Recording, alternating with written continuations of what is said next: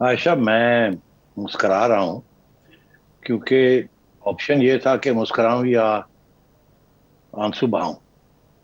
तो मैंने सोचा कि बेहतर यही है कि मुस्कुराना चाहिए। इसलिए ताकि और लोग मायूस ना हो जाए। सिचुएशन तो बिल्कुल मायूस कुन है।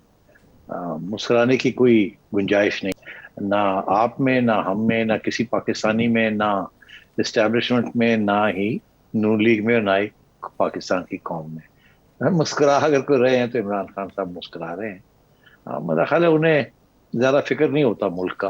वो अपना ही सोचते हैं। चले, ठीक है, ठीक है। अब आइए, आपका जो सवाल है, आपका सवाल ये है कि ये कैसे सरवाइव करेगी ये गवर्नमेंट, और अखलाकी तौर पे इनको अब क्या करना चाहिए? रिजाइन करना चाहिए। आप तो हम्म। यही कह रहे हैं हम्म। बेसिकली। अब बात यह है कि ये मुझे यह समझ नहीं आती कि आप लोगों को अखलाक कहाँ से याद आ जाती है। बड़ी कन्वीनियंट है ये अखलाकी सोच। मैं देखता हूँ कभी कभी जज हजरात भी अखलाक के ऊपर पहुंच जाते हैं जब और कुछ नहीं मिलता। और आप एंकर लोग भी और सब लोग, जब और कुछ नहीं मिलता तो अखलाक की बात करनी शुरू कर देते हैं। अखलाक सियासत में कहाँ होती है? किस कहीं दुनिया में अखलाक के ऊपर भी सियासत हुई है? सियासत तो जैसे वो अंग्रेजी का मुहावरा है, real politics. Politics is the art of possible, not the art of principle. अब चौथे नंबर पे ये मतलब है कि आप आपके आगे कोई घाना टाइप इस किस्म की कोई अफ्रीका की कोई रिपब्लिक्स है, और वो उनका हाल आपसे ज्यादा खराब है, मगर आप डेवलप्ड नेशंस में से you are right on the top, और आप हर रोज स्लिप कर रहे हैं, स्लिप कर रहे हैं। किसी वक्त भी आपके अभी एलसीज बंद हो गए हैं, सब कुछ बंद हो गया, आपका श्रीलंका का हाल कल हो सकता है, परसों हो सकता है, तरसों हो सकता है। और वो जिस तरीके से डॉलर बढ़ रहा है और रुपया गिर रहा है, और जिस तरीके से आपके करंट अकाउंट डिफिसिट जो है वो बढ़ रही है, और आप और इकदाम करने जा रहे हैं और तकलीफ हो रही है, इसी स्टेज पे भी ये आपके ऊपर आसमान गिर सकता है। तो क्या उसको बचाया जाए, या अपना अपनी मफाद में सोचा जाए कि यार अगर हम आसमान गिरता है उसको हम रोकते हैं, मगर उसका नुकसान मुल्क तो बच जाएगा मगर पार्टी का नुकसान हो जाएगा। जैसे कि ये 20 सीटों के ऊपर अब पार्टी का नुकसान हो गया क्योंकि आपने आईएमएफ का प्रोग्राम जो कि इमरान खान साहब रिफ्यूज कर दिया था। मैं पार्टी का इंटरेस्ट नहीं नुकसान करा सकता, मुल्क का होता तो हुए। मैं छोड़ रहा हूँ और मैं नहीं करूंगा, मेरा इंटरेस्ट जो है वो यही है। इन्होंने आके एस्टेब्लिशमेंट के कहने के ऊपर कि मुल्क को बचाओ इन्होंने कर दिया।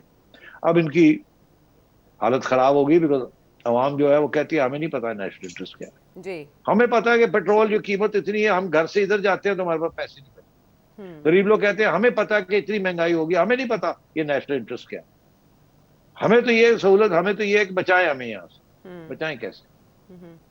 70 साल की गड़बड़ आपके गले पड़ गई अब। और जाते जाते इमरान खान साहब आपको एक ऐसे दलदल में फेंक गए हैं जहां से आप निकलना आपके लिए मुश्किल हो गया। हाँ सेठी साहब, इस सिचुएशन में ना न्यूट्रल्स के किरदार की जो कमी है ना, वो बड़ी शिद्दत के साथ महसूस की जा रही है कि जब वो सियासत से ला ताल्लुक होते हैं तो कैसी गड़बड़ होती है, कैसी खिचड़ी पकती है। ऐसा इंप्रेशन भी आ रहा है कि अगर वो ला ताल्लुक ना हो तो शायद मामला सुधर जाएं। अब भी आप जो नक्शा खींच रहे हैं वो ज़रा बात का है। मुस्लिम लीग नून के अंदर जो खिचड़ी पक रही है उसकी बिल्कुल समझ नहीं आ रही। मैं ये देख रही थी कि जावेद लतीफ़ साहब जिन्होंने पिछले साल भी एक इंकशाफ किया था कि मुस्लिम लीग नून के अंदर कुछ लोग एस्टैब्लिशमेंट की असाइनमेंट पे हैं, अब वो फिर कह रहे हैं कि जमातों के अंदर इदारों के लोग अगर फैसला करेंगे तो ऐसा ही नतीजा निकलेगा। वो कह रहे हैं कि इदारों ने गलतियां की, उसका मलबा हम नहीं उठाएंगे, लेकिन शहबाज शरीफ साहब हमें इसके बरक्स काम करते दिखाई दे रहे हैं। वो कह रहे हैं हम ही उठाएंगे, हम ही संभालेंगे, चाहे इसमें जो मर्जी नुकसान हो जाए, नजरिए का हो जाए, वोट बैंक का हो जाए। नवाज शरीफ साहब इतने अरसे से खामोश क्यों है? 14 जून 2022 के बाद से उन्होंने कोई ट्वीट नहीं की, ज़िमनी इंतखाब के हवाले से भी कोई ट्वीट नहीं की, मरियम नवाज कैंपेन चलाती रही। ये मुस्लिम लीग नून का mechanism as a political party है क्या? बिल्कुल सही सवाल है। देखिए, ये मैं फिर से दोहराऊंगा इसका एक हिस्सा जो पहले भी मैं कहता रहा हूँ। नवाज शरीफ साहब का मौक़िफ़ हमेशा से ये था, मरियम का भी ये था, वो यही था कि हुकूमत मत लें, डिसॉल्व करें, इलेक्शन करवाएं। उसी वक्त अप्रैल में जब इमरान खान साहब घर गए थे, तो उस वक्त आके संभालते, और 15 दिन के अंदर अंदर जो भी कानून इलेक्शन लॉज करने थे वो करते, उसके बाद डिसॉल्व करते और घर चले जाते। उस वक्त प्रॉब्लम ये था कि इतना कहने को तो बड़ा आसान होता है डिसॉल्व करना, मगर सवाल ये था कि हुकूमत अगर ये फेडरल गवर्नमेंट डिसॉल्व भी करते तो केपी में तो इमरान खान ने डिसॉल्व नहीं करनी। जी। और पंजाब के अंदर सूरत हाल ये थी कि इमरान खान साहब की गवर्नमेंट थी और उसके अंदर प्रॉब्लम्स हो रहे थे, उसको गिराने की कोशिश की जा रही थी। तो अगर वो डिसॉल्व कर देते फेडरल गवर्नमेंट उस वक्त, तो फिर इमरान खान साहब की हुकूमत, चौधरी परवेज इलाही की हुकूमत रहती वहां।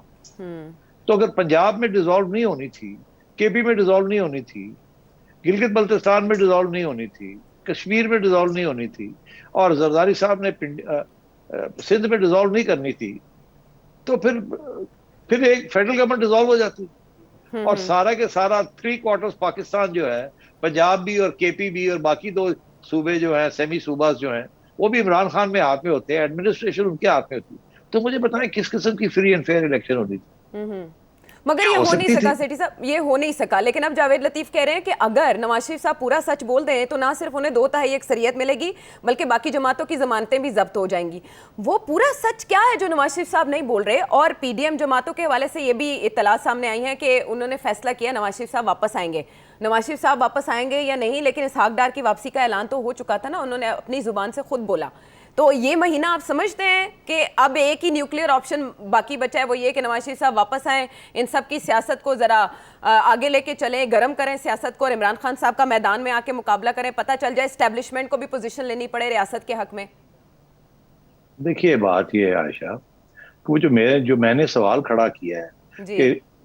कि ये डिसॉल्व होगी इस्लामाबाद और पंजाब ना डिसॉल्व हो और केपी ना डिसॉल्व हो, तो वो तो फिर इलेक्शन नहीं होगी ना, वो तो फिर इमरान खान साहब के पास आधा पाकिस्तान की एडमिनिस्ट्रेशन है और बाकी जरदारी साहब और लोगों के पास है, तो ये तो नून लीग तोड़ जाएगी। जी। तो कौन सी सियासी जमात है जो इतनी बड़ी हमाकत करेगी आपके लिए? क्योंकि आयशा कहती है कि जी असूल भी कुछ चीज है, और शान कहता है कि जी वो मॉरल हाई ग्राउंड भी होनी चाहिए। ऐसे नहीं होता।